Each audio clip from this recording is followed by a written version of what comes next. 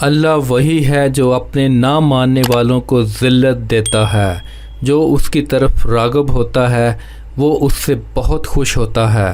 اللہ شرک کرنے والوں کو پست کرنے والا ہے، ذرے کو پہاڑ بناتا ہے، قطرے کو سمندر بناتا ہے، بیج کو درخت بناتا ہے، بچے کو جوان کرتا ہے۔ اگر کوئی شخص حاسدوں، ظالموں اور دشمنوں سے پریشان ہے تو وہ اپنے ہاتھ میں مٹی لے کر 180 بار یا خافضو پڑھ کر دشمن کے دروازے پر پھینک دے۔ اگر دشمن دور ہے تو دشمن کا نام لے کر مٹی ہوا میں اڑا دے، انشاءاللہ آپ اس دشمن سے محفوظ ہو جائیں گے۔